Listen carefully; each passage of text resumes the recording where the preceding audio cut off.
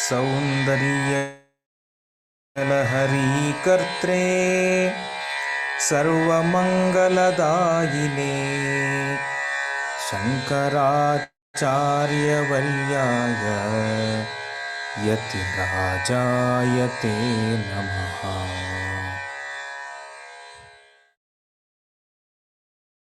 ഹരി ഓം. എല്ലാവർക്കും സ്വാഗതം. ശ്രീ ശങ്കര സാരസ്വത ലഹരിയുടെ 26ാമത്തെ സഭയിലേക്ക് എല്ലാവർക്കും സ്വാഗതം. ഇന്ന് ശ്രീ ശങ്കര ആചാര്യവിരചിതമായ മായാപഞ്ചകം സ്തോത്രം നമുക്കായി വ്യാഖ്യാനിച്ച് അനുഗ്രഹിക്കുന്നത് പൂജനീയനായ ആചാര്യൻ ശ്രീ തത്വരൂപാനന്ദജിയാണ്. അദ്ദേഹത്തെ ആദരപൂർവ്വം ഇന്നത്തെ സഭയിലേക്ക് സ്വാഗതം ചെയ്യുന്നു.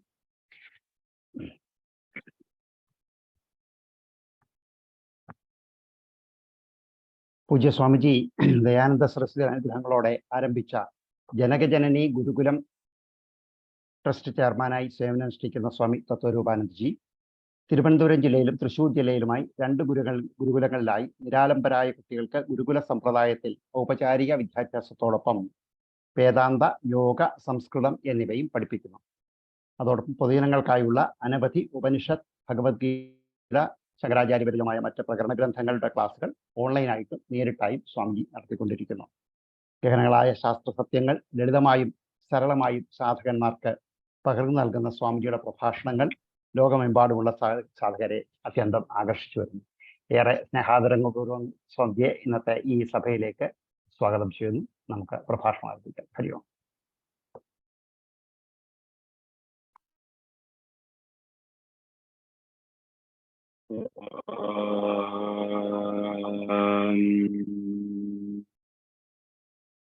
സദാശിവസമാരംഭാം ശങ്കരാചാര്യമധ്യമാം അസ്മദാചാര്യപര്യന്താം വന്ദേ ഗുരുപരമ്പരാം.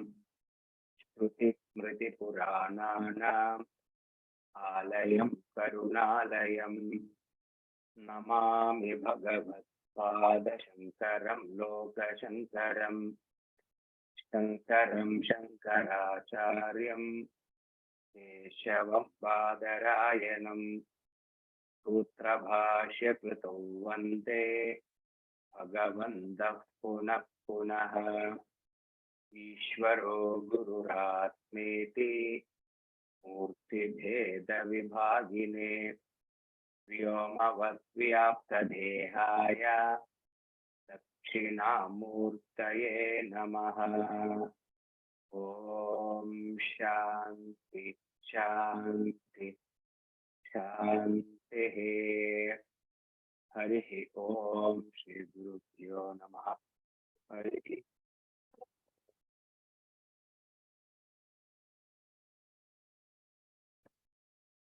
എല്ലാവർക്കും നമസ്കാരം. ഇന്ന് നാം ഇവിടെ വിചാരം ചെയ്യാൻ പോകുന്ന ആചാര്യസ്വാമികളെ രചിച്ചിരിക്കുന്ന മായാ പഞ്ചകം എന്ന ഒരു പഞ്ചകമാണ്. ഈ മായ എന്നുള്ള വാക്ക് വളരെ പ്രസിദ്ധമാണ്, എല്ലാവരും ഉപയോഗിക്കുന്നുണ്ടെങ്കിലും ആ മായ എന്നുള്ള വാക്കിന്റെ അർത്ഥം യഥാർത്ഥത്തിൽ മനസ്സിലാക്കണമെങ്കിൽ വേദാന്തം മുഴുവനും പഠിച്ചാൽ മാത്രമേ നമുക്ക് പൂർണ്ണമായിട്ട് അതിനെ ഗ്രഹിക്കാനായിട്ട് സാധിക്കൂ. മായ എന്നുള്ള വാക്ക് അത് തിരിച്ചിട്ട് കഴിഞ്ഞാൽ മായയായി എന്ന് പറയുന്നത്. മായ, യാതൊന്നാണോ ഇല്ലാത്തത് അതേ സമയത്ത് ഉള്ളതുപോലെ തോന്നുന്നത്, അതാണ് മായ എന്ന്. വാസ്തവത്തില് ഉള്ളത് എന്താണെന്ന് ചോദിച്ചാൽ ആ പരമാർത്ഥികമായിരിക്കുന്ന സത്യമായിരിക്കുന്ന ബ്രഹ്മം അല്ലെങ്കിൽ ആത്മാ മാത്രമാണ് ഉള്ളത്. ആ ഉള്ള വസ്തുവിനെ അറിയാത്തത് കൊണ്ട്, പൂർണ്ണമായിട്ട് മനസ്സിലാക്കാനായിട്ട് സാധിക്കാത്തത് കൊണ്ട് കാണുന്നതിനെ സത്യമാണെന്ന് ധരിച്ച് നമ്മള് ഈ ലൗകിക ജീവിതം നയിക്കുന്നു. അങ്ങനെ നയിക്കുമ്പോൾ പല വിധത്തിലുള്ള ദുഃഖങ്ങൾക്കും സങ്കടങ്ങൾക്കെല്ലാം നമുക്ക് കാരണമാകും. അതുകൊണ്ട് ഈ മായാസ്വരൂപം വേണ്ടതുപോലെ മനസ്സിലാക്കിയാൽ മാത്രമേ ജീവിതത്തിന് സുഖവും ആനന്ദവും കിട്ടുകയുള്ളൂ. സുഖത്തിനും ആനന്ദത്തിനും വേണ്ടി മായാസ്വരൂപം മനസ്സിലാക്കി കഴിഞ്ഞാൽ ആ മായയ്ക്ക് ആധാരമായിരിക്കുന്ന ചൈതന്യമായിരിക്കുന്ന അല്ലെങ്കിൽ പൂർണ്ണമായിരിക്കുന്ന ആ ബ്രഹ്മസ്വരൂപത്തെ മനസ്സിലാക്കിയാൽ മാത്രമേ നമുക്ക് ജീവിതത്തിലെ ശാന്തിയും സമാധാനവും തൃപ്തിയും ഉണ്ടാവൂ എന്ന്. അതുകൊണ്ട് മായാസ്വരൂപത്തെ പറയുന്നതിന് മുൻപായിട്ട് ആദ്യത്തെ ശ്ലോകത്തിൽ തന്നെ ആചാര്യസ്വാമികള് ആത്മസ്വരൂപത്തെ പറഞ്ഞതിന് ശേഷം ഇങ്ങനെയുള്ളതാണ് ആത്മസ്വരൂപമെങ്കിലും മായയാല് നമുക്ക് പലതായിട്ട് തോന്നുന്നു എന്ന്. ഈ ശ്ലോകങ്ങള് നമ്മള് നോക്കുന്നതിന് മുൻപ് ഈ മായാപഞ്ചകം പൂർണ്ണമായിട്ടും ഒന്ന് നമുക്ക് പാരായണം ചെയ്യാം. അതിനുശേഷം ഓരോരോ ശ്ലോകം എടുത്ത് അല്പഭാഷയിൽ നമുക്ക് അതിന്റെ അർത്ഥത്തെ കുറിച്ച് വിചാരിക്കാം. ആദ്യമായിട്ട് മായാപഞ്ചകം നമുക്ക് പാരായണം ചെയ്യാം. മായാപഞ്ചകം. നിരുപമ നിത്യ നിരംശേപ്യഖണ്ഡേ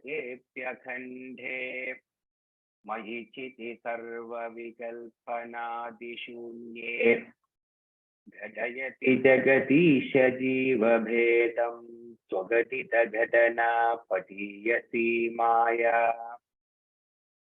ശ്രുതിശത നിഗമാന്ത ശോധകാനപ്യഹദനാദി നിദർശനേന സദ്യഃ കലുഷയതി ചതുഷ്പദാദ്യ ഭിന്നാൻ അഘടിത ഘടനാ പഠീയസി മായാ സുഖചിത ഗന്ധ വിബോധമദ്വിതീയം വിയദനലാദി വിനിർമ്മിതേ നിയോജ്യ ഭ്രമയതി ഭവസാഗരേ നിതാന്തം ത്വഘടിത ഘടനാ പഠീയസി മായാ അപഗത ഗുണവർണ്ണ ജാതിഭേദേ സുഖചിതി വിപ്രവിടാദ്യ ഹംകൃതിം ച ഉദയതി സുതദാരകേ സമോഹം ത്വഘടിത ഘടനാ പഠീയസി മായാ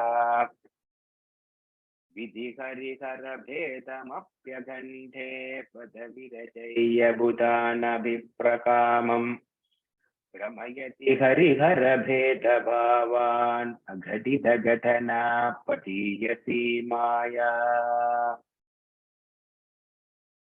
ഈ 5 മനോഹരമായിരിക്കുന്ന ശ്ലോകങ്ങളിൽ കൂടിയാണ് ആചാര്യസ്വാമികള് മായാസ്വരൂപത്തെയും അതേപോലെ തന്നെ ആത്മസ്വരൂപത്തെയും വളരെ വ്യക്തമായിട്ട് നമുക്ക് കാട്ടിത്തരുന്നത്.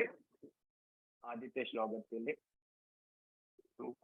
നിത്യ നിരംശേപ്യഖണ്ഡേ മയി ചിതി സർവവികൽപനാദിശൂന്യേ ഘടയതി ജഗദീശ സ്വഗതിത ഘടനാ പഠീയസി മായാ. ഈ മായാസ്വരൂപത്തെ കുറിച്ച് പറയുന്നത് ആത്മ നിരുപമ നിത്യ നിരംശേ മയി ചിതി സർവവികൽപനാദിശൂന്യേ. നിരുപമ, ഒന്നിനാലും ഉപമിക്കാൻ സാധിക്കാത്തത്. എന്താണോ ആത്മസ്വരൂപം, ആത്മാവിനെ പോലെ മറ്റൊരാത്മാവ് ഉണ്ടോ എന്ന് ചോദിച്ചാൽ ഇല്ല. അത് നിരുപമമാണ്, ഒന്നിനോടും ഉപമിക്കാൻ സാധിക്കാത്തതാണ്. ഉപമയില്ല. 2 വസ്തുക്കൾ ഒരേപോലെ ഉണ്ടെങ്കിൽ ഒന്ന് മറ്റൊന്നിനോട് നമുക്ക് ഉപമിക്കാം. ഇവിടെ അഖണ്ഡമായിരിക്കുന്നത് കൊണ്ട്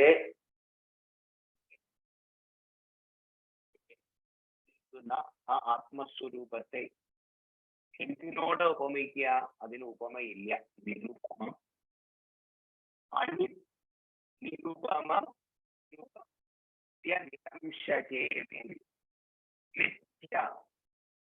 നിത്യം എന്ന് എല്ലാ കാലത്തിലും എപ്പോഴും നിലനിൽക്കുന്ന വസ്തു, അതീതമായിരിക്കുന്നത്. കാലം എന്ന് പറഞ്ഞാൽ വർത്തമാന, ഭൂതം, മൂന്നെണ്ണത്തിനും ആധാരമായിരിക്കുന്ന, അതേ സമയത്ത് കാലത്തെ അതിക്രമിച്ചിരിക്കുന്നതിനെയാണ് നിത്യം എന്നുള്ള വാക്കിന്റെ അർത്ഥമാക്കുന്നത്. ത്രികാലേഭ്യ യത്തിഷ്ഠതി സനിത്യം. സത്യം.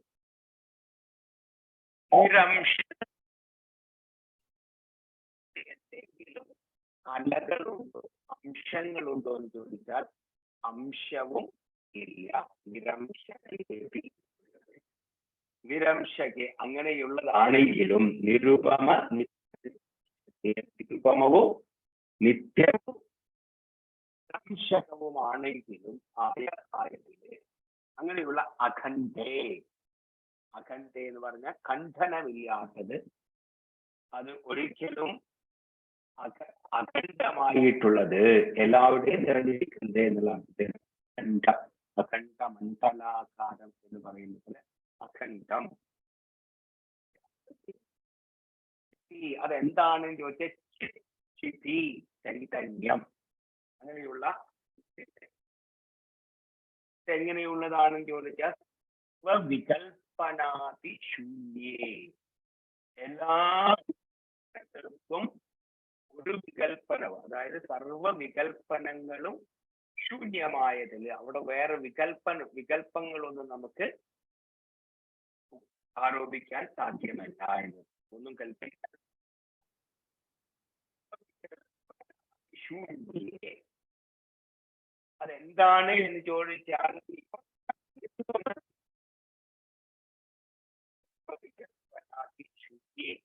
എന്താ എന്ന് ചോദിച്ചാൽ അങ്ങനെയുള്ള എന്നിൽ മയി, സമയഭക്തിയാണ് മയി എന്നിൽ അപി ജഗതീശ ജീവ ഏതം ഘടയതി. ജീവഭേദം, ഇതാണ് മൂന്ന്. എല്ലാ വേദാന്തത്തിന്റെയും എല്ലാ വേദാന്ത വിചാരങ്ങളുടെയും അടിസ്ഥാനമായിട്ടുള്ള മൂന്ന് ഘടകമാണ്. ഒന്ന് ജഗത്ത്, ഈ കാണുന്ന ഈ വിശ്വത്തെ കുറിച്ച്, ജഗത്തിനെ കുറിച്ച് വിചാരം ചെയ്യാൻ. ജഗത്ത് എന്നുള്ള വാക്കിനർത്ഥം ജായതി ഗച്ഛതി ഇത് ജഗത്ത്, അത് ഉണ്ടാകുന്നു, കുറച്ചു കഴിഞ്ഞാൽ അത് പോകുന്നു എന്ന്. അങ്ങനെ ഉണ്ടായി മറയുന്ന ഈ പ്രതിഭാസത്തെയാണ് ഇവിടെ ജഗത്ത് എന്നുള്ളത് കൊണ്ട് ഉദ്ദേശിക്കുന്നത്. നമ്മൾ കാണുന്നു, ഈ ശരീരത്തോട് ഇരിക്കുമ്പോൾ ഞാനുണ്ട്, ജഗത്തുണ്ട്, ഈ എന്നെയും ജഗത്തിനെയും സൃഷ്ടിച്ചിരിക്കുന്ന ഒരു ഈശ്വരനുണ്ട്. ഇവിടെ ഈ മൂന്നുമാണ് വാസ്തവത്തില് യഥാർത്ഥത്തിൽ എന്ത് എന്ന് നമ്മൾ അന്വേഷിക്കേണ്ടത്. കാണുന്ന ജഗത്ത് എന്ത്, ഈ ജഗത്തിന്റെ ഉദ്ഭവം എവിടെ, ഇനി ഈ ജഗത്തിനെ സൃഷ്ടിച്ചിരിക്കുന്ന ഒരു ഈശ്വരനുണ്ട് എന്ന് പറയുന്നു. ആ ഈശ്വരൻ എവിടെ, ഈശ്വരന്റെ സ്വരൂപം എന്താണ്?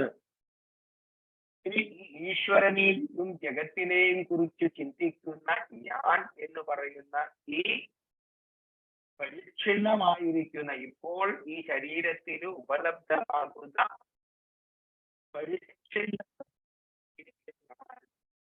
രൂപം എന്താണ്? ഇതിനെ മൂന്നിനെയും നമ്മളെ അന്വേഷിച്ച് വിചാരം ചെയ്ത് അന്തിമമായി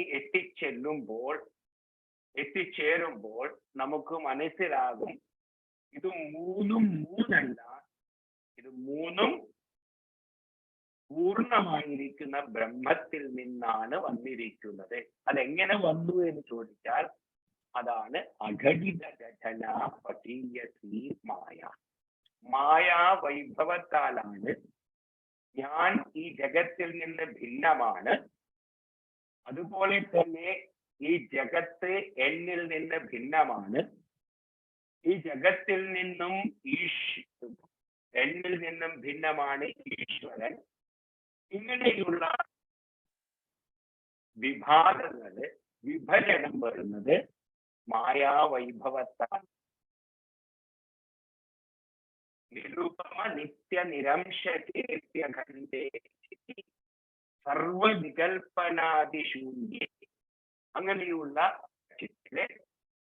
അങ്ങനെയുള്ള ആ ചിത്താരാണ് ഞാൻ തന്നെയാണ്.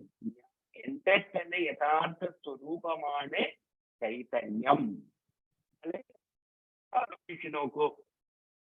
നമുക്ക് എല്ലാവർക്കും ഒരാൾ അറിവില്ല പറയുകയാണെങ്കിൽ തന്നെ ആ അറിവില്ലായ്മയെ അറിയണമെങ്കിൽ അറിവില്ല എന്നുള്ള അറിവില്ല. വാസ്തവത്തിൽ നമ്മുടെ എന്നുള്ള സ്വരൂപമാണ്. അറിയും എന്നുള്ളതിനെ കുറിച്ച് അറിയുന്നു, അറിയില്ല എന്നുള്ളതിനെ കുറിച്ചും അറിയും. ഇതിന് രണ്ടിനും ആയിരിക്കുന്ന ആത്മസ്വരൂപം ഞാൻ തന്നെയാണ്. അങ്ങനെയുള്ള എന്നില്, ആത്മാവില്, ബ്രഹ്മത്തില് ജഗദീശ ജീവഭേദം ഉണ്ടാക്കുന്നു. ജഗത്തെ ഈശ്വരൻ ഉണ്ടാക്കുന്നു. അങ്ങനെ ഉണ്ടാക്കുന്നു. അതെന്തുകൊണ്ട്? അഘടിത ഘടന പടീയസി മായ. മായ എന്നുള്ളത് യോജിപ്പിക്കുന്നതിൽ സമർത്ഥയായുള്ളവളാണ് മായ. ഈ ഒരു ഫ്രേസ് വളരെ പ്രസിദ്ധമാണ്. അഘടിത ഘടന പടീയസി മായ. അങ്ങനെയുള്ള ഈ മായയെ വേണ്ട നമ്മള് വിചാരം ചെയ്ത് ഉറപ്പിക്കണമെന്ന്. വാസ്തവത്തിൽ ഞാനാണ്, ഞാൻ എന്നുള്ള പൊരുള് എപ്പോഴും നിരന്തരമായി അത് പ്രകാശിച്ചു കൊണ്ടിരിക്കുന്നു. അത് സദാസമയം വിദ്യാരണ്യമുനി പഞ്ചദശയിൽ പറയും, നോദേതി നാസ്തമേത്യേതി സംവിധേകാ സ്വയം പ്രഭാ. അത് ഉദിക്കുന്നില്ല, അത് അസ്തമിക്കുന്നില്ല. മാസാബ്ദയുഗകൽപേഷു യഥാ ഗമ്യേഷു അനേകത നോദേതി നാസ്തമേത്യേതി സംവിധേകാ സ്വയം പ്രഭാ. മാസം, അബ്ദം, യുഗം, കൽപ്പം ഇതെല്ലാം കഴിഞ്ഞാലും ഈ ചൈതന്യ സ്വരൂപത്തോടു കൂടിയിരിക്കുന്ന എനിക്ക് അതിന് ഉദയവുമില്ല, സമയവുമില്ല എന്ന്. ജന്മവുമില്ല, മരണവുമില്ല. ജന്മവും മരണവും ഇല്ല എന്ന് പറഞ്ഞാൽ അതിനിടയിലുള്ള മറ്റ് വികാരങ്ങളൊന്നും തന്നെ ഇല്ല എന്ന്. ഷഡ്ഭാവ വികാര ശൂന്യം. അസ്ഥി ജായത്തെ വർദ്ധതെ വിപരിണമതെ അക്ഷീയത്തെ വിനശ്യതി എന്നുള്ള വർദ്ധതെ അക്ഷീയത്തെ വിനശ്യതി എന്നുള്ള ഓരോ വികാരങ്ങളും ആയിരിക്കുന്നതാണ് ആത്മസ്വരൂപം എന്ന് പറയാം. അങ്ങനെയുള്ള ഈശ്വരൻ ജീവൻ എന്നുള്ള ഭേദത്തെ ഉണ്ടാക്കുന്നത് നമുക്ക് മറ്റ് ശ്ലോകങ്ങളിലേക്ക് പോയിട്ട് സമയമുണ്ടെങ്കിൽ കുറച്ചുകൂടി കാണുന്നു. രണ്ടാമത്തെ ശ്ലോകം നമുക്ക് വളരെ പ്രസിദ്ധമായ ശ്ലോകമാണ് രണ്ടാമത്തെ. ശ്രുതിശതനികമാൻ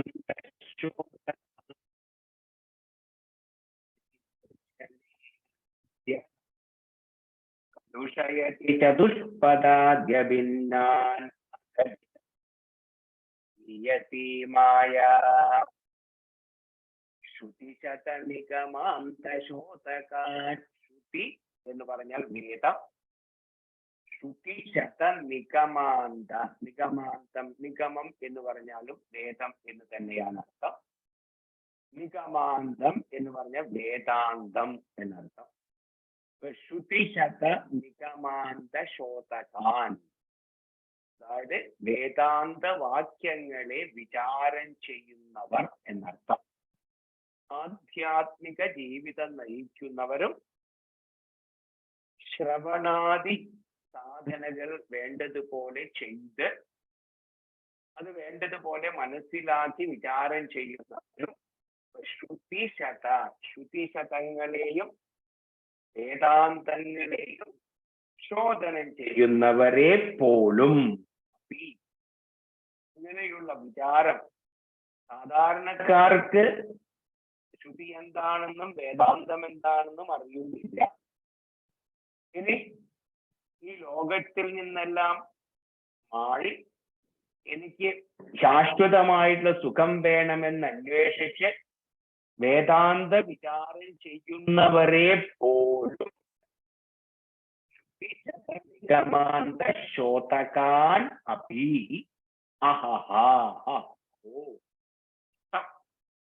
അല്ലെങ്കിൽ അദ്ഭുതം എന്ന് പറയാം.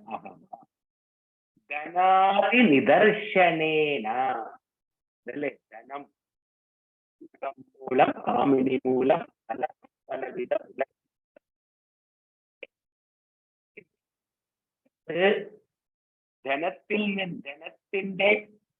ധനത്തിലുള്ള ആകർഷണം നമുക്ക് കുറയണമെങ്കിൽ തീർച്ചയായിട്ടും ആത്മവിചാരം വേണ്ടതുപോലെ ചെയ്യുന്നില്ലെങ്കിൽ ഈ ധനം എന്നുള്ളത് നമ്മെ ഭ്രമിപ്പിക്കും. വലിയ വലിയ ചിലർ പ്രസിദ്ധമായിരിക്കുന്ന ആചാര്യന്മാര് അവര് വലിയ വേദാന്തങ്ങളെല്ലാം പറയുന്നുണ്ടെങ്കിലും ഭക്തന്മാര് വരുമ്പോൾ അവർ എത്ര ദക്ഷിണ കൊടുക്കുന്നു? അങ്ങനെയുള്ള അത് മായയുടെ ഒരു വലിയ, വളരെ ശ്രദ്ധിക്കണം. അതാണ് ഭഗവാൻ തന്നെ സ്വാമികൾ തന്നെ വേറൊരു ശ്ലോകത്തിൽ പറയും, ദേഹേ തിഷ്ടന്തി തസ്കരാഹ ജ്ഞാന.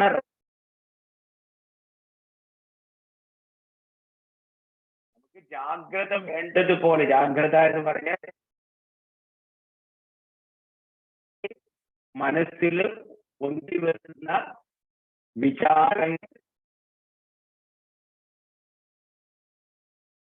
എന്ത് ചിന്തയാണ് എൻ്റെ മനസ്സിൽ പൊന്തി വരുന്നത് എന്നുള്ളതിനെ കുറിച്ച് അതിൽ എനിക്ക് എനിക്കതിനെ ചൂസ് ചെയ്യാൻ, എനിക്ക് തെരഞ്ഞെടുക്കാൻ പറ്റും. മനസ്സിൽ പൊന്തി വരും. പക്ഷെ ആ ചിന്തയ്ക്ക് പഠിക്കേണ്ടത് നാം ഓരോരുത്തരുമാണ്. ഈ ശ്രുതിശതങ്ങളെ കുറിച്ച് വിചാരം ചെയ്യുന്ന ധനത്തെ കാണിച്ച് അവരെ ഭ്രമിപ്പിക്കാൻ സാധിക്കും. സത്യരുഷയതി, പെട്ടെന്ന് ആദി ധനം മുതലായവ, ചിലപ്പോ പേരായിരിക്കും, മറ്റു പല വസ്തുക്കളുണ്ട്. ഇവയെ കാണിച്ച് അവരെ കലുഷമാക്കുന്നു. ഏതുപോലെ ചതുഷ്പാദ്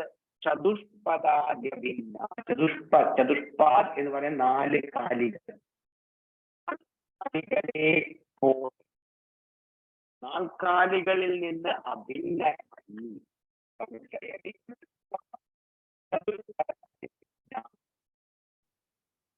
ഒരു മൃഗത്തിന് പോലും ചില വിവേചനങ്ങൾ ഉണ്ടായിരിക്കും. അതിനേക്കാൾ അല്ലെങ്കിൽ അതിനേക്കാൾ പോകാനായിട്ട് ഒരു മനുഷ്യന് സാധിക്കും. അതെന്തുകൊണ്ട്? അഘടിത ഘടന. നമുക്ക് നമ്മുടെ ജീവിതത്തിൽ ഉണ്ടാകുന്ന ഓരോ അനുഭവങ്ങളെയും വേണ്ടതുപോലെ വിചാരം ചെയ്ത് മനസ്സ് ഉറപ്പിക്കുമ്പോഴാണ് ഇതെല്ലാം ജീവിതത്തിൽ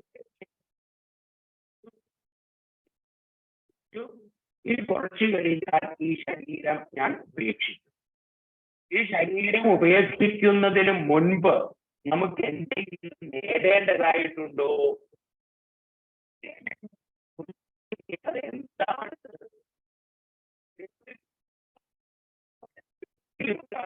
ഇനി ഒന്നും വേണ്ട, എനിക്ക് പൂർണ്ണമായിട്ട് ഇരിക്കാനായിട്ട് സാധിക്കുമോ എന്ന് ചോദിച്ചാൽ അതിന് ഒരേ ഒരു വഴിയേ ഉള്ളൂ. തന്നെ കുറിച്ച് വ്യക്തമായിട്ട് അറിയുക എന്നത്. ഞാൻ എന്തിനാണ് ആഗ്രഹിക്കുന്നത്? ഈ ശരീരം ഇതിനെ അന്വേഷിച്ച് ആത്മസ്വരൂപത്തെ വാസ്തവത്തിൽ സുഖം എന്നുള്ളത് പുറമേ നിന്ന് കിട്ടേണ്ട ഒരു വസ്തുവല്ല. പുറമേ നിന്ന് കിട്ടുന്ന സുഖമല്ല, നൈമിത്തികമാണ്. വരുന്നു പോകുന്നു. ശാശ്വതമായിട്ട് സുഖം തന്നിൽ തന്നെയാണ് എന്നുള്ള തന്നിൽ തന്നെ പൂർണ്ണമായി അമർന്നിരുന്ന് സുഖിക്കാനുള്ള ഒരു കഴിവ് നമ്മൾ വളർത്തിയെടുക്കും. അതാണ് ഇവിടെ കലുഷയതി ചതുഷ്പാദി ഒരു നാൽക്കാലികളേക്കാൾ രീതിയിൽ ഒരു മനുഷ്യർ ചിലപ്പോ പോകാനായിട്ട് സാധിക്കും. അതെന്തുകൊണ്ട് എന്ന് ചോദിച്ചാൽ അഘടിത ഘടന പതീയ വൈഭവമാണ്. അങ്ങനെയുള്ള മായയുടെ ഒരുവനെ ശാന്തിയും സമാധാനവും ഉണ്ടാകണമെങ്കിൽ സ്വരൂപത്തെ വേണ്ടതുപോലെ വിചാരം ചെയ്തു ഉറപ്പിക്കണം. ഒരു മൂന്നാമത്തെ ശ്ലോകത്തിൽ എന്താ പറയുന്നു? ഇവിടെയും ആത്മസ്വരൂപത്തെ പൂർണ്ണമായിട്ട് ആദ്യം പറയാണ്. അതിനുശേഷം ഭ്രമത്തിന് കാരണമായിരിക്കുന്ന മായാസ്വരൂപത്തെ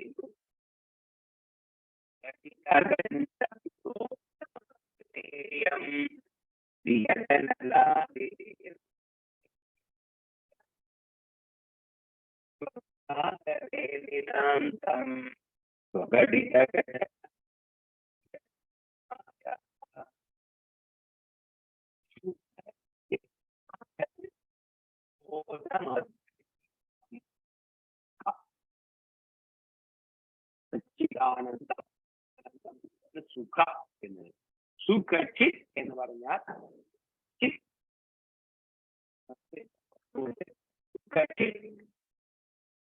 ചിത് ആനന്ദ. സുഖ ആനന്ദ ചിത് എന്നുള്ളത് ആത്മസ്വരൂപം. രണ്ടും സുഖവും ചിത്തും.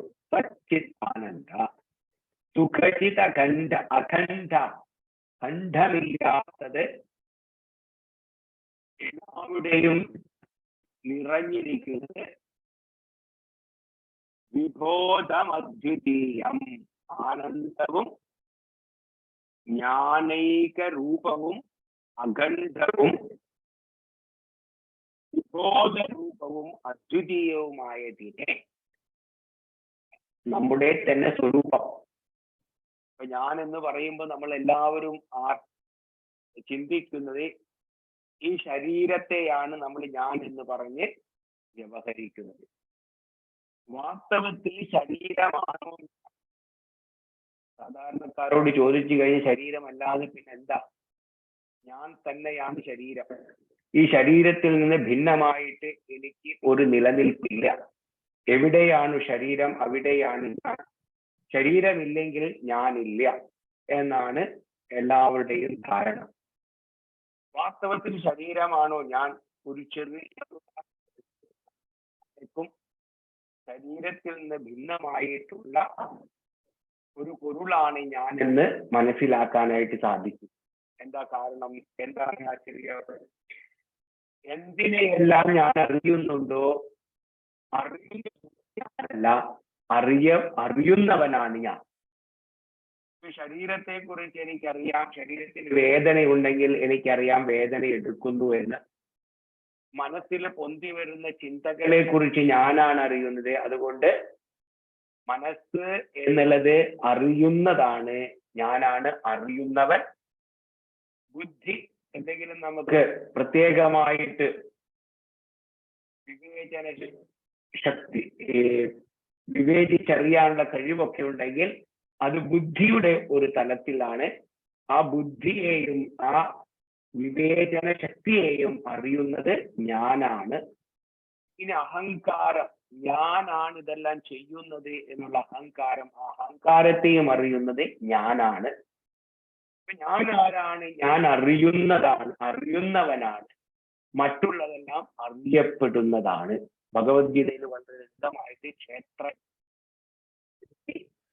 സർവക്ഷേത്രേഷു ഭാരത, അല്ലെങ്കിൽ ക്ഷേത്രം എന്ന് പറഞ്ഞാൽ അറിയപ്പെടുന്നത്, ക്ഷേത്രജ്ഞൻ എന്ന് പറഞ്ഞാൽ അറിയുന്നവൻ. അപ്പൊ അറിയുന്നവനാണ് ഞാൻ.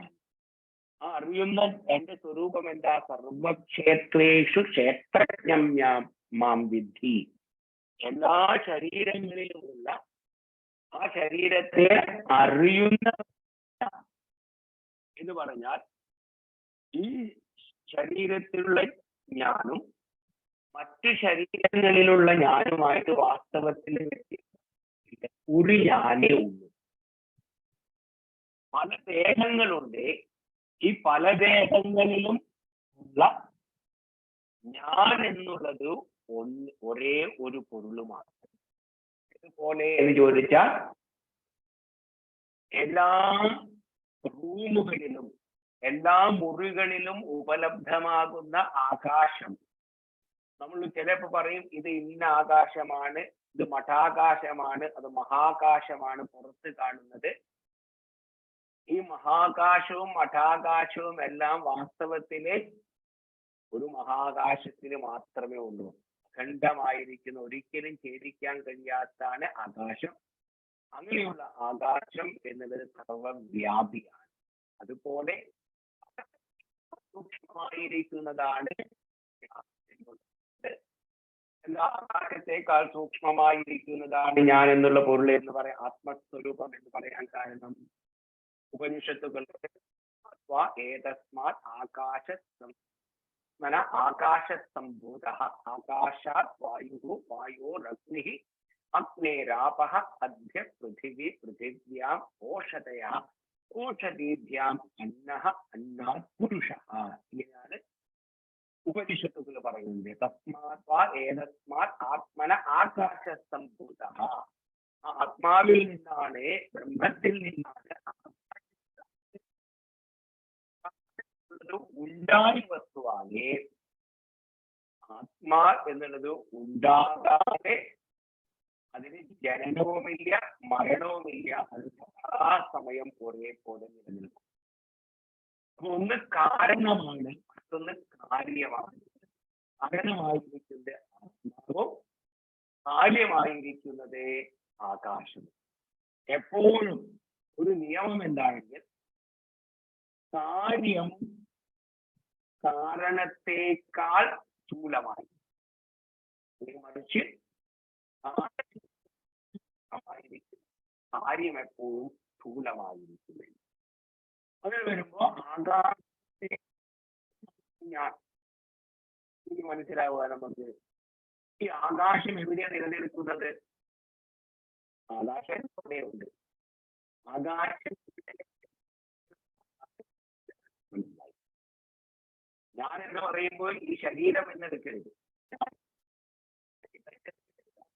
ആ ചൈതന്യത്തിലാണ് ആകാശം നിലനിൽക്കുന്നത്. ആ ചൈതന്യത്തിന് ഒരിക്കലും ഒരു ഇല്ല, അത് ഇരിക്കുന്നതാണ്. സുഖഹിത അഖണ്ഡ, അതാണ് അഖണ്ഡം, ഖണ്ഡമില്ലാത്തത്. വിബോധം അദ്വിതീയം, അതേപോലെ മറ്റൊന്ന് ഇല്ല. വിബോധം അദ്വിതീയം, ദ്വിതീയം, ഇതുപോലെ മറ്റൊന്നില്ല.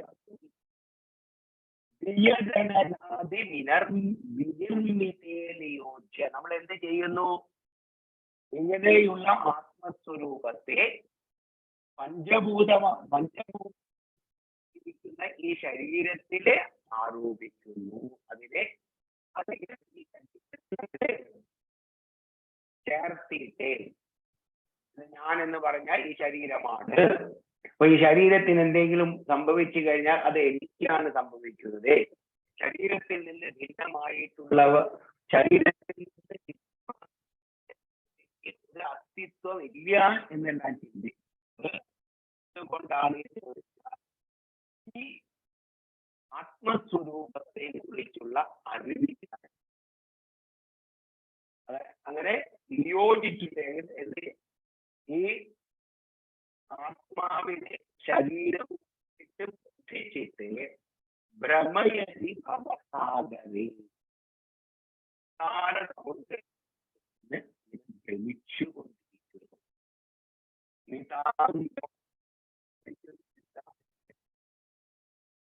അല്ലെങ്കിൽ നിരന്തരമായി വർദ്ധിച്ച രീതിയിൽ ഭ്രമിച്ചുകൊണ്ടിരിക്കുന്നു എന്ന്. ശരീരത്തിന് ശരീരം നന്നായ ഞാൻ നന്നായി, ശരീരം മോശമായ ഞാൻ മോശമായി, അല്ലെങ്കിൽ ഈ ശരീരത്തിൽ മാത്രമല്ല പുത്രൻ, ബന്ധു, മിത്രം ഇവർക്കെല്ലാം എന്തെങ്കിലും സംഭവിച്ചു കഴിഞ്ഞാൽ അത് എനിക്ക് തന്നെ സംഭവിക്കുന്നത് പോലെ. അതെന്തുകൊണ്ടാണ്? സുഖചിത ഗന്ധ വിബോധമദ്വിതീയം നിയോജ്യ സ്വരൂപത്തെ പഞ്ചഭൂതാത്മായിരിക്കുന്ന ശരീരത്തിനെ യോജിപ്പിച്ചിട്ട് ഭ്രമയതി എല്ലാവരും ഭ്രമിക്കുന്നു. എങ്ങനെ ഭ്രമിക്കുന്നു എന്ന് ചോദിച്ചാൽ ഏകാന്തം. ഈ ഭ്രമത്തിന് കാരണം എന്താണെന്ന് ചോദിച്ചാൽ കാരണം ഈ മായ എന്ന് പറയുമ്പോ ഒരിക്കലും വിചാരിക്കരുത് ഈ മായ എന്നുള്ളത് ഇല്ലാത്തത് തന്നെയാണ്, വാസ്തവമാണ്, ഇല്ലാത്തതാണ്. അതേസമയം ഉള്ളതുപോലെ തോന്നുന്നു. അതേസമയം മായയ്ക്ക് ചില ഉപയോഗങ്ങളൊക്കെ അതിനെ കുറിച്ച് നിഷേധിക്കുന്നു. മായയ്ക്ക് ചില ഉപകാരം, ഒരു ഉദാഹരണം, ഇത് ഗ്ലാസ് ആണ്. ഇത് നമ്മൾ ഗ്ലാസ് എന്ന് പറയും. ഈ ഗ്ലാസ് എന്നുള്ളൊരു രൂപമുണ്ട്. ഈ ഗ്ലാസ്സിൽ നമുക്ക് വെള്ളം എടുക്കാം, വെള്ളം നമുക്ക് കുടിക്കാം. ഇതിന് ചില ഉപയോഗങ്ങളുണ്ട്. സക്രിയ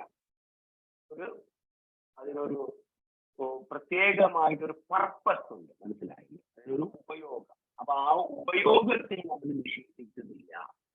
ഈ ഗ്ലാസ് ഉണ്ടോ അവിടെ? ഉണ്ടെന്ന് ചോദിച്ചാൽ ഉണ്ട്. എന്താണ് ഗ്ലാസ്? ഈ ഗ്ലാസ് ഉദാഹരണം, ഇത് സ്വർണം കൊണ്ട് നിർമ്മിച്ചിരിക്കുന്ന ഒരു ഗ്ലാസ് ആണ് സങ്കല്പിക്കാം. സങ്കല്പിക്കുന്നതിന് നമ്മൾ ഇരുമ്പൊക്കെ സങ്കല്പിക്കും. സങ്കല്പിക്കുന്നതിന് നമുക്ക് ഒരിക്കലും ഒരു പിശുക്ക് വേണ്ട. സ്വർണം തന്നെയാണ് നമ്മൾ സങ്കല്പിക്കുക. സ്വർണം കൊണ്ട് നിർമ്മിച്ചിരിക്കുന്ന ഈ ഗ്ലാസ്സിനെ നമ്മൾ സ്വർണ്ണ ഗ്ലാസ് എന്ന് പറയുന്നു. ഈ സ്വർണ്ണ ഗ്ലാസ്സില് നമുക്ക് വെള്ളം കുടിക്കാം, വെള്ളം എടുക്കാം, വെള്ളം സൂക്ഷിക്കാം, വെള്ളം എടുത്ത് വെക്കാം, നമുക്ക് ആവശ്യത്തിന് അത് പാനം ചെയ്യാം. ഇങ്ങനെ ഒരു സ്വർണ്ണ ഗ്ലാസ് എന്ന് പറഞ്ഞാൽ ഈ ഗ്ലാസ് ഉണ്ടോ?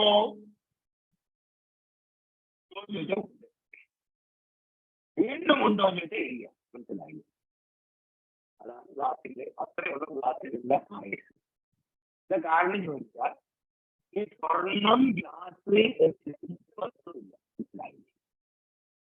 സ്വർണ്ണ ഗ്ലാസ് സ്വർണ്ണമുണ്ട്, ഗ്ലാസ് ഉണ്ട്, അങ്ങനെ രണ്ട് വസ്തുവില്ല. സ്വർണത്തില് ആരോപിച്ചിരിക്കുന്നതാ. എന്തിനാ ഗ്ലാസ് ഉണ്ടാക്കിയത്? ആ ഗ്ലാസ് ഉണ്ടാക്കാനായിട്ട് ഉള്ളൊരു സങ്കല്പം ഉണ്ടാക്കാനുള്ള ആ ആൾക്കുണ്ടായിരുന്നു. ഇതുകൊണ്ട് എനിക്ക് ഗ്ലാസ്സിൽ വെള്ളം കുടിക്കണം, ഗ്ലാസ് വേണം, അതനുസരിച്ചുള്ള ഒരു ഗ്ലാസ് ഉണ്ടാക്കി. ഇതിനൊരു പർപ്പസ് ഉണ്ട്, മനസ്സിലായി? ഈ ലോകത്തിനൊരു പർപ്പസ് ഉണ്ട്, ഗ്ലാസിന് പർപ്പസ്. അപ്പൊ അതുകൊണ്ട് നമ്മൾ ശരീരം എടുത്തിരിക്കുന്നത് ശരീരമായാണ്. ഈ മായികമായിരിക്കുന്ന ശരീരത്തിനൊരു പർപ്പസ് ഉണ്ട്. ഏതുപോലെ നദി കടക്കാനായിട്ട് നമ്മൾ ഒരു വള്ളം ഉപയോഗിക്കുന്നു. ആ വെള്ളം നദി കടന്നാൽ നമ്മൾ തലയിൽ വെച്ച് കൊണ്ടുപോകാറില്ല, അവിടെ ഉപേക്ഷിക്കും. അതുപോലെ ഈ സംസാര സമുദ്രത്തെ തരണം ചെയ്യാനുള്ള ബോധമാണ്, ഒരു ചെറിയ ഒരു തോണിയാണ് ഈ ശരീരം.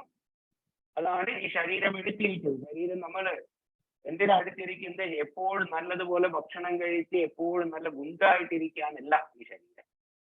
ഭക്ഷണം വേണം നമുക്ക്, ഭക്ഷണം കഴിക്കാനല്ല ജീവിതം. മറിച്ച് ഈ ജീവിതത്തിന് ഒരു ലക്ഷ്യമുണ്ട്, അത് ആത്മസാക്ഷാത്കാരമാണ്, അല്ലെങ്കിൽ ആത്മജ്ഞാനമാണ്.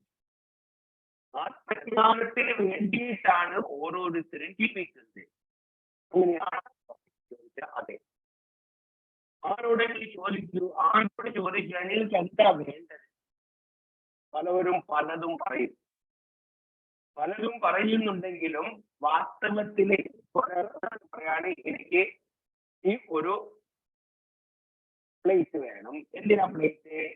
ഇതെനിക്ക് ആവശ്യമുണ്ട്, നല്ല മനോഹരമായിരിക്കുന്നു, ഇത് കണ്ടപ്പോൾ എനിക്ക് ഇഷ്ടപ്പെട്ടു, അതുകൊണ്ട് എനിക്കിത് വേണം. അപ്പൊ ഇത് കിട്ടിക്കഴിഞ്ഞാൽ എനിക്ക് എന്തുണ്ടാവുക? ആനന്ദം. അപ്പൊ വാസ്തവത്തില് ആനന്ദം, സന്തോഷത്തിന് വേണ്ടിയിട്ടാണ് നമ്മൾ ഓരോരുത്തരും എപ്പോഴും പലതരത്തിലുള്ള കർമ്മങ്ങൾ. സുഖപ്രാപ്തയെ ദുഃഖ നിവർത്തയേറ്റ സർവേഷാം പ്രാണിനാം പ്രവൃത്തി എന്ന് പറയും. സുഖപ്രാപ്തി, എനിക്ക് സുഖം വേണം. അതേസമയം ദുഃഖമുണ്ടെങ്കിൽ ദുഃഖ നിവൃത്തി, ദുഃഖത്തിൽ പോണം, സുഖം എന്നിൽ വന്നു ചേരണം. ഇതിനു വേണ്ടിയിട്ടാണ് സർവേഷാം പ്രാണിനാം പ്രവൃത്തി. എല്ലാ പ്രാണികളും, ഒരു ഉറുമ്പ് മുതൽ ബ്രഹ്മാവ് വരെ കർമ്മങ്ങൾ ചെയ്യുന്നത് ഈ രണ്ട് ലക്ഷ്യം മുൻനിർത്തിയാണ്, സുഖപ്രാപ്തി, ദുഃഖ നിവൃത്തി എന്ന്. അപ്പൊ സുഖപ്രാപ്തിയും ദുഃഖ നിവൃത്തിയുമാണ് നമ്മുടെ ജീവിത ലക്ഷ്യമെങ്കിൽ ആ സുഖം എവിടെ നിന്ന് കിട്ടും എന്ന് ചോദിച്ചാൽ പുറമേ നിന്ന് കിട്ടില്ല. സുഖം എന്നുള്ളത് എന്റെ തന്നെ സ്വരൂപമാണ്. അപ്പൊ സുഖത്തിന് വേണ്ടിയിട്ടാണ് നമ്മൾ ജീവിക്കുന്നത് എന്ന് പറഞ്ഞാൽ ആത്മജ്ഞാനത്തിന് വേണ്ടിയിട്ടാണ് നമ്മൾ ജീവിക്കുന്നത് എന്ന്. ആത്മജ്ഞാനം എന്ന് പറഞ്ഞാൽ എന്റെ സ്വരൂപം സുഖസ്വരൂപമാണ്. അതറിഞ്ഞു കഴിഞ്ഞാൽ അതാ സമയം നമുക്ക് സുഖിക്കാനായിട്ട് പറ്റും. എന്താ കാരണം? ഞാൻ ഒരിക്കലും എന്നിൽ നിന്ന് വിട്ടുപോകുകയില്ല. ഞാൻ എപ്പോഴും എന്റെ കൂടെ തന്നെയുണ്ട്. ഒരാൾക്കും പറയാൻ പറ്റില്ല ഞാൻ എന്നെ അന്വേഷിക്കുന്നു, നീ ഓൾറെഡി ഇവിടെ ഉണ്ട്. അതുകൊണ്ട് അന്വേഷിക്കുക എന്നുള്ളത് ഒരു പക്ഷേ ആധ്യാത്മിക ജീവിതം നയിക്കുന്ന അവസരത്തിൽ നമ്മൾ നമ്മെ അന്വേഷിക്കുന്നു പറയും, ആത്മാന്വേഷണം. അത് എത്തിച്ചേരുമ്പോൾ നമുക്ക് മനസ്സിലാവും ഇതുവരെയുള്ള അന്വേഷണമെല്ലാം വാസ്തവത്തിലെ കണ്ഠചാമീകരം പോലെ ആയിരുന്നു. കണ്ഠചാമീകരം എന്ന് പറഞ്ഞാൽ നമ്മുടെ കഴുത്തിലുള്ള ആഭരണം എല്ലാവരെയും അന്വേഷിക്കുന്നത് പോലെയാണ്. അതുകൊണ്ട് ഈ ഒരു ആത്മജ്ഞാനമാണ് നമ്മുടെ ജീവിതം. അതിന് പകരം ഇതിലെല്ലാം ഭ്രമിച്ചുകൊണ്ട് എല്ലാവരും ജീവിക്കുന്നു. നിതാന്തം വർദ്ധിച്ച രീതിയിലെ ഈ ഭവസാഗരത്തിലെ സംസാര സമുദ്രത്തിലെ ഭ്രമിച്ച് വശകരാകുന്നു. അതെന്താ കാരണം?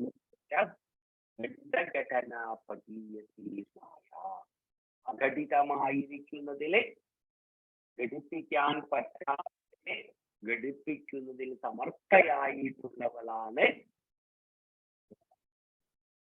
അതുകൊണ്ട് ഈ മായയുടെ പിടിയിൽ പെടാതെ എല്ലാവരും വളരെ ശ്രദ്ധിക്കണം. നാലാമത്തെ ശ്ലോകത്തിൽ എന്താ പറയുന്നത്? അപഗത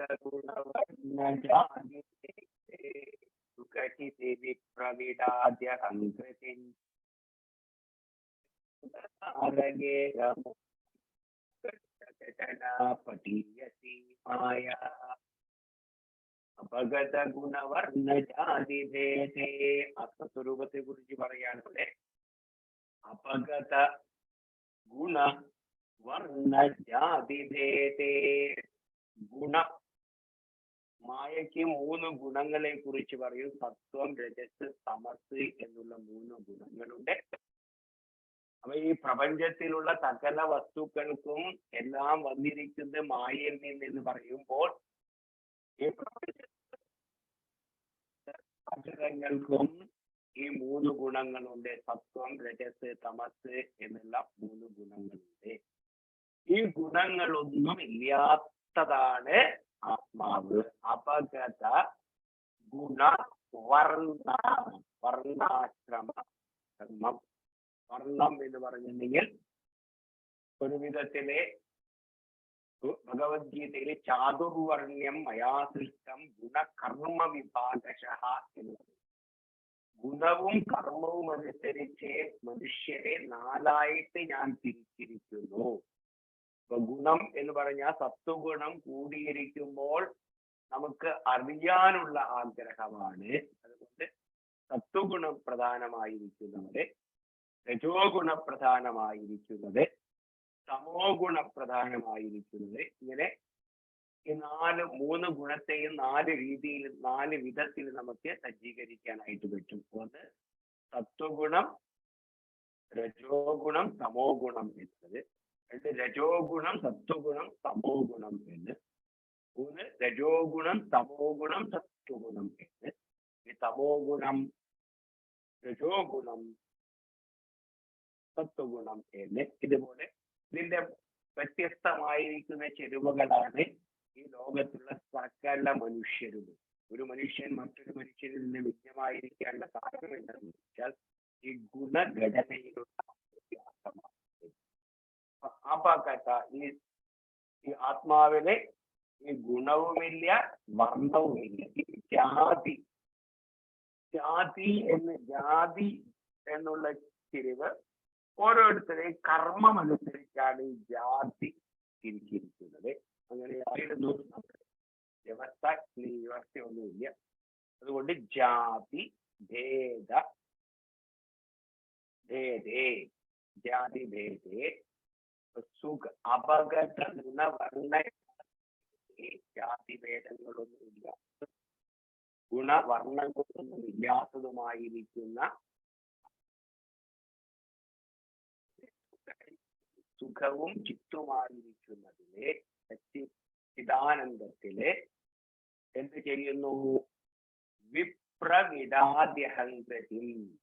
ഞാൻ വിപ്രൻ, ഞാനൊരു ബ്രാഹ്മണനാണ്, ഞാനൊരു വൈശ്യനാണ്, ഞാനൊരു ശൂദ്രനാണ്, ഞാനൊരു ക്ഷത്രിയനാണ് എന്നുള്ള അഹങ്കാരങ്ങളെല്ലാം ഉണ്ടാകുന്നു. വിപ്രൻ എന്ന് പറഞ്ഞിട്ടുണ്ടെങ്കിൽ ഒരു ബ്രാഹ്മണൻ, ബ്രാഹ്മണോഹം. വിപ്രവിട എന്ന് പറഞ്ഞിട്ടുണ്ടെങ്കിൽ വൈശ്യൻ. ഇങ്ങനെയുള്ള അഹങ്കാരങ്ങളെല്ലാം നമുക്ക് ഉണ്ടാകും.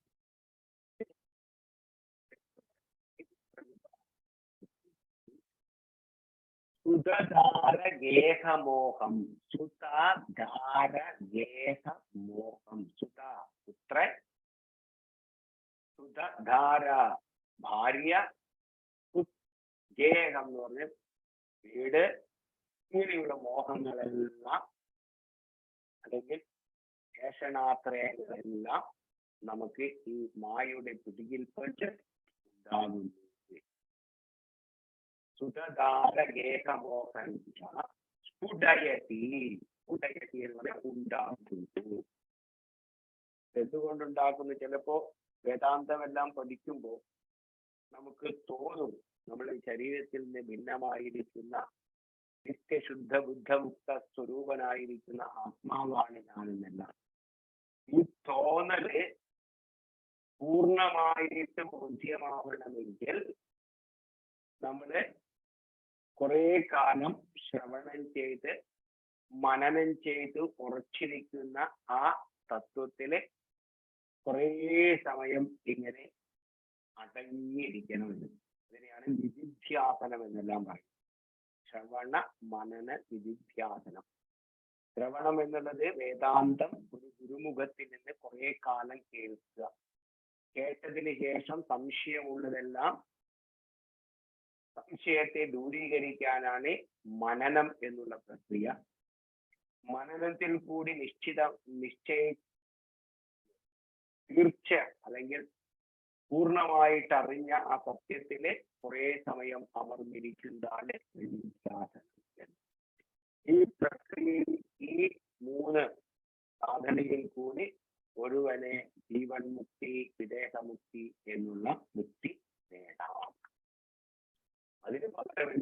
ചെയ്യുന്നു എന്ന് ചോദിച്ചാൽ ഞാൻ ബ്രാഹ്മണനാണ്, ഞാൻ വൈശ്യനാണ്, ഞാൻ ക്ഷത്രിയനാണ്, ഞാൻ ശൂദ്രനാണ് എന്നുള്ള അഹങ്കാരം വെച്ചുകൊണ്ട് ഈ ലോകത്തിൽ ഇങ്ങനെ മോഹിച്ച്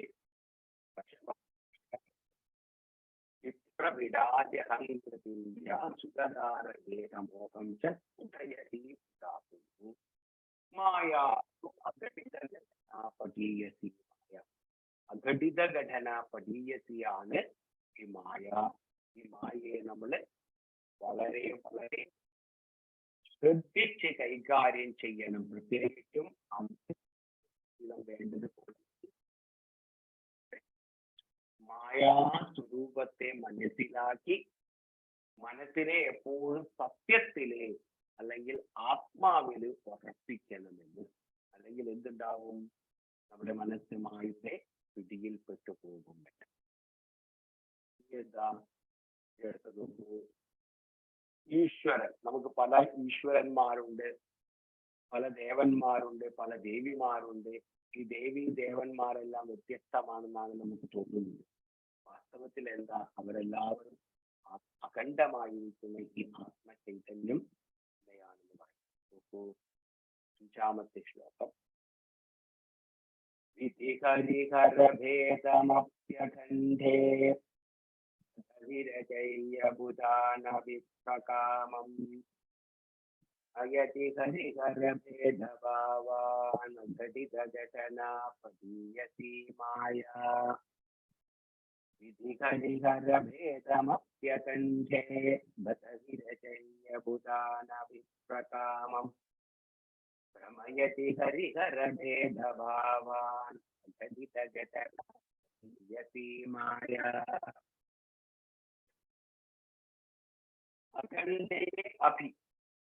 അഖണ്ഡമായിരിക്കുന്ന ഈ ആത്മാവില് വിധി ഹരിഹരഭേദം. വിധി ബ്രഹ്മാവ്,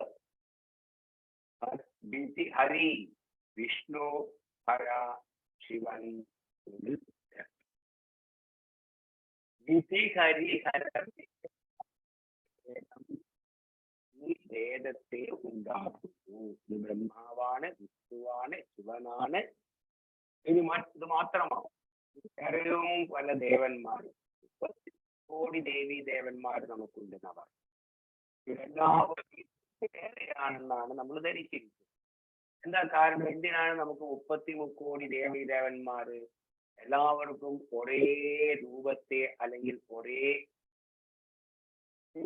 രൂപത്തെ ധ്യാനിക്കാനായിട്ട് സാധ്യമല്ല, പഠിക്കാനായിട്ട് സാധിക്കുന്നില്ല. അതുകൊണ്ട് എന്ത് വേണം? നമുക്ക് എന്താണോ, എന്റെ മനസ്സിന് എന്താണോ ഇഷ്ടപ്പെടുന്നത് ആ രൂപത്തെയും ആ നാമത്തെയും നമ്മള് വേണ്ടതുപോലെ ഉപാസന ചെയ്തു കഴിഞ്ഞാൽ നമുക്കും അതിലുള്ള സിദ്ധികളുണ്ടാവും. അതുകൊണ്ട് അത് വേറെയാണ്.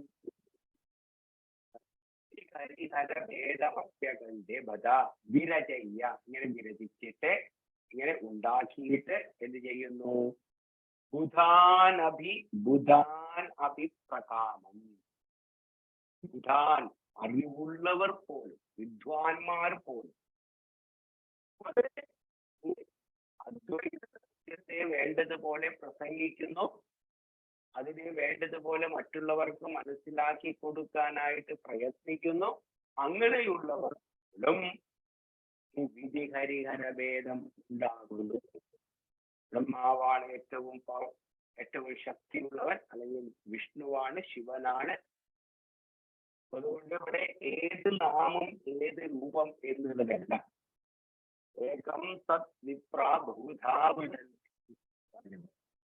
ആ സത്വം ഒന്നാണ്. അതിനെ പലവരും പല വിധത്തിൽ പറയും. വാസ്തവത്തില് ഉള്ളത് ആ സത്യവസ്തു മാത്രം. അതുകൊണ്ട് നാമവും രൂപവും നമുക്ക് വ്യവഹരിക്കാൻ വേണ്ടി മാത്രം. നാമരൂപത്തെ മാറ്റിക്കഴിഞ്ഞാൽ അവശേഷിക്കുന്നത് ആ സത്വസ്തു മാത്രമാണ്. അതാണ് ബുധാനഭിപ്രകാമം. ഭ്രമയതി ഭ്രമയതി.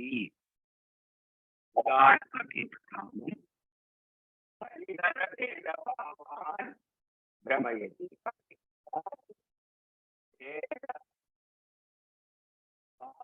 ന്മാരായി ഭ്രമിക്കുന്നു എന്ന്. പലപ്പോഴും ഈ ചോദ്യം നമുക്ക് എന്തിനാണ് ഇത്രയധികം ദേവീ ദേവന്മാർ? ഈ ദേവീ ദേവന്മാര് ഇത്ര അധികം ഉള്ളത് നമ്മളെ ഭ്രമിപ്പിക്കില്ലേ? ഏത് ദേവനാണ് ഏറ്റവും പവർഫുൾ, ഏറ്റവും ശക്തിയുള്ളവൻ, അല്ലെങ്കിൽ ശക്തിയുള്ളവൾ?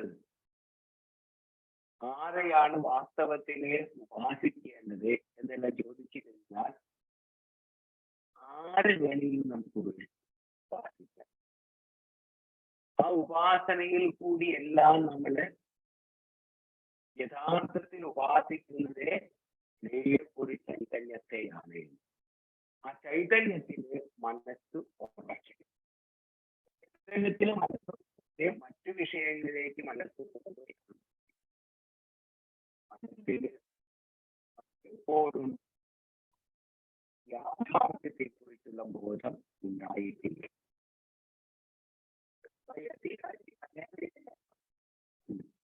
അധികര ഭേദഭാവങ്ങളെ സൃഷ്ടിച്ചിട്ട് മായ നമ്മെ ഭ്രമിപ്പിക്കും. അഘടിത ഘടന പ്രതീയസീമായ, എന്തിനെയാണോ ഘടിപ്പിക്കാൻ സാധിക്കാത്തത് അതിനെ ഘടിപ്പിക്കുന്നതിന് സമർത്ഥയായിട്ടുള്ളവളാണ് ഈ മായ. അതുകൊണ്ട് ഈ മായയെ വേണ്ടതുപോലെ മനസ്സിലാക്കി മായയിൽ നിന്ന് നമുക്ക് മോചനം വേണം. മായയിൽ നിന്നുള്ള മോചനം എന്ന് പറഞ്ഞാൽ നാമരൂപങ്ങളിൽ ഭ്രമിക്കാതെ മനസ്സിനെ എപ്പോഴും സത്വസ്തുവിനെ നിർത്തുക.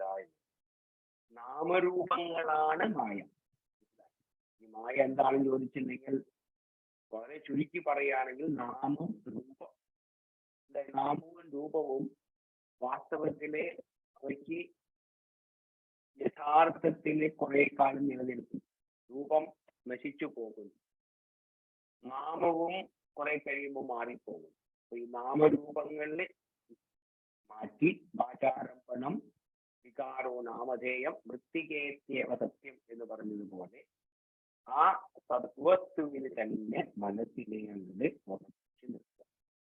അങ്ങനെ സദ്വസ്തുവില് തന്നെ മനസ്സുറയ്ക്കുമ്പോൾ നമുക്ക് നമ്മിൽ നിന്ന് തന്നെ ആനന്ദത്തെ അനുഭവിക്കാനായിട്ട് സാധിക്കും. അഘടിത ഘടനാ പ്രതീയസി മായ. മായയെ വളരെ ജാഗ്രതയോടുകൂടി നമ്മൾ കൈകാര്യം, അങ്ങനെ ജാഗ്രതയോടുകൂടി കൈകാര്യം ചെയ്തില്ലെങ്കിൽ നമ്മൾ മായയുടെ ഉള്ളിൽപ്പെട്ടു പോകും. മായയുടെ ഉള്ളിൽപ്പെട്ടു പോകുക എന്ന് പറഞ്ഞാൽ എന്താ? ധനത്തിലും പേരിലും പ്രശസ്തിക്കും അതിന്റെ പിന്നാലെ പോകുന്നതാണ് മായയുടെ മറ്റൊരു സ്വരൂപം. അതുകൊണ്ട് ഇതിന്റെ എല്ലാം പുറകില് പോകാതെ നമ്മൾ എന്തിനാണോ ഇവിടെ വന്നിരിക്കുന്നത് ആ വന്നിരിക്കുന്ന ലക്ഷ്യം നിറവേറ്റാനായിട്ട് നിരന്തരം എല്ലാവരും പ്രയത്നിക്കണം. നമുക്ക് കൂടുതൽ ആത്മശാന്തിയും ആത്മശക്തിയും സന്തോഷവും സമാധാനവും ഉണ്ടാകും. നമുക്ക് സന്തോഷവും സമാധാനവും ശാന്തിയും എല്ലാം ഉണ്ടായിക്കഴിഞ്ഞാൽ ഒരാൾ രക്ഷപ്പെട്ടു. അങ്ങനെ ഓരോരുത്തരും തന്റെ ശാന്തിക്കും സമാധാനത്തിനും വേണ്ടി പ്രയത്നിക്കണം. അല്ലാതെ ഒരാള് രക്ഷപ്പെട്ടു അതുകൊണ്ട് എല്ലാവർക്കും രക്ഷപ്പെടാനായിട്ട് സാധ്യമല്ല. രക്ഷപ്പെട്ടിട്ടുള്ള ഒരാൾക്ക് മറ്റൊരാൾക്ക് അവരെ സഹായിക്കാനായിട്ട് അതായത് സ്വാമി വിവേകാനന്ദ വളരെ മനോഹരമായിട്ട് പറയും. ശാന്താമഹാന്തോ വിവസന്തി സന്തഃ വസന്തവല്ലോക ഹിതം ചരന്തഃ തീർണാസ്വയം ഭീമഭവാർണവം ജനാൻ അഹേതു നാന്യാനപി താരയന്ത. ശാന്തന്മാരും മഹാത്മാക്കളായിട്ടുള്ള ശാന്തന്മാര് ഈ ലോകത്തിലെ വസന്തർദുവിനെ പോലെ അവര് ജീവിച്ചു. അവർ സ്വയം ഈ സംസാര സമുദ്രത്തെ തരണം ചെയ്ത് മറ്റുള്ളവരെ സഹായിക്കാനായിട്ട് അവര് ഇവിടെ കാത്തു നിൽക്കുകയാണ്. അതുകൊണ്ട് ഇങ്ങനെയുള്ള മഹാത്മാക്കളുടെ സമ്പർക്കവും അവരുടെ ഉപദേശവും ശിരസ വഹിച്ച് നമ്മളൊരു ജീവിതം നയിക്കുകയാണെങ്കിൽ നമുക്കും ആ ശാന്തിയും സമാധാനവും എല്ലാം ഉണ്ടാകും. മായയിൽ നിന്ന് നമുക്ക് രക്ഷപ്പെടാനായിട്ട് സാധിക്കും. മായയിൽ നിന്ന് രക്ഷപ്പെടാനായിട്ട് എന്താ മാർഗം എന്ന് ചോദിച്ചാൽ ഭഗവാനെ തന്നെയാണ് ആശ്രയിക്കേണ്ടത്. ഭഗവാനെ ആശ്രയിച്ചു കഴിഞ്ഞാൽ മായയിൽ നിന്ന് നമുക്ക് മോചനം നേടാനായിട്ട് സാധിക്കും.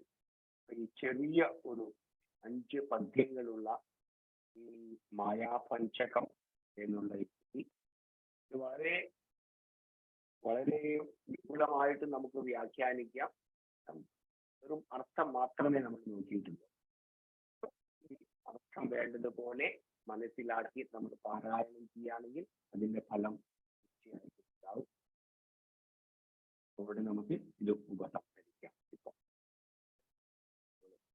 പ്രാർത്ഥന ചെയ്ത് ഇവിടെ സമർപ്പിക്കാം. ഓം കായേന വാചാ മനസേന്ദ്രിയേർവാ ബുദ്ധ്യാത്മനാ വാ പ്രകൃതേ സ്വഭാവാ കരോമി യദ്യത് സകലം പരസ്മൈ നാരായണായേതി സമർപ്പയാമി. ഓം പൂർണ്ണമദഃ പൂർണ്ണമിദം പൂർണ്ണാത് പൂർണ്ണമുദച്യത്തെ പൂർണ്ണസ്യ പൂർണ്ണമാദായ പൂർണ്ണമേവാവശിഷ്യത്തെ. ഓം ശാന്തി ശാന്തി ശാന്തി.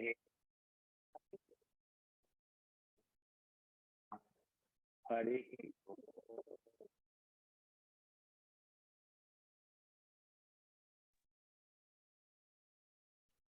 ഹരി ഓം.